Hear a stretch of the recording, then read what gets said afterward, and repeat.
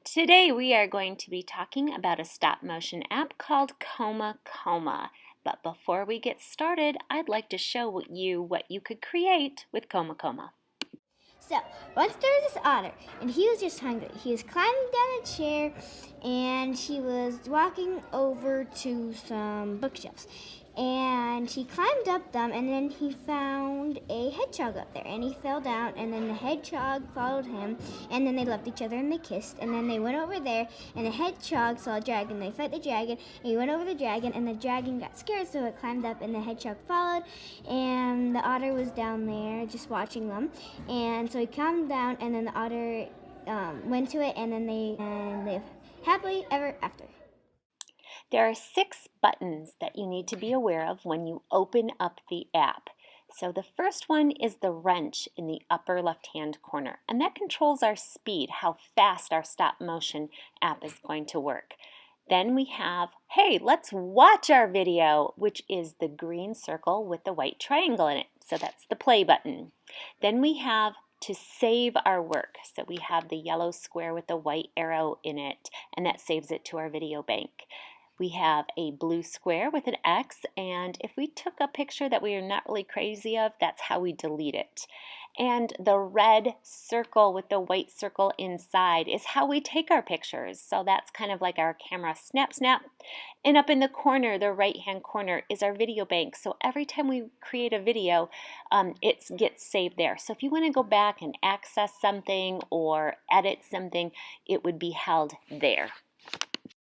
Are you ready to get started? Some of the things that you might need are Legos, or maybe you want to use paper and pencil. Maybe you want to use a stuffed animal. So grab a few things and I'm going to show you how to create. Here's a quick tutorial of how to use the app Coma Coma. As soon as you open up the app, you will see the screen. You will see the play button. This is to save how many frames we've taken, pictures we've taken, the delete button, taking a picture.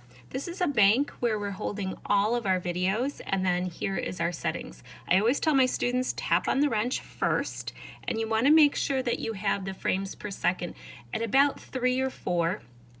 I like this to be down at 3 with the time-lapse interval. We can change it later after we start taking pictures, and I always tell them to leave the onion skin on, and I'll show you why. To save it, we're going to hit the save button, and now we're going to start taking a few pictures. So I'm going to start by snapping one picture, and you will see that the digital counter changed, but you will also see it becomes a little blurry.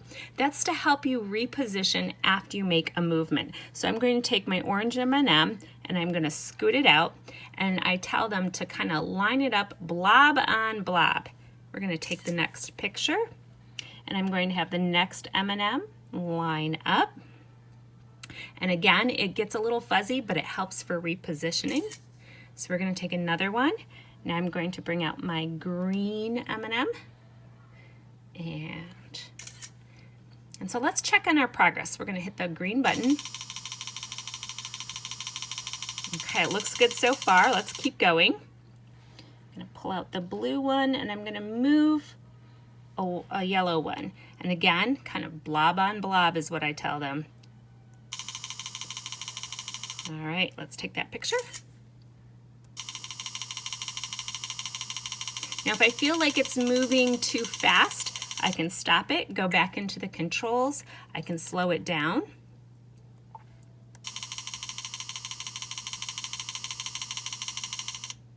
I can speed it up. So it really depends on how fast you want your stop motion. The more pictures you have, the faster it can become. When I start moving 2 M&Ms at a time, I tell my students you want to slow it down so you really get to see the full effect.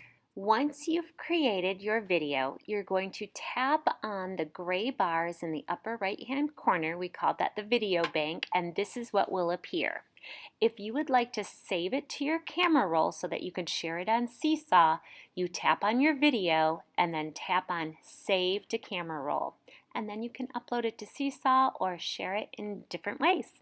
I can't wait to see what you're going to create.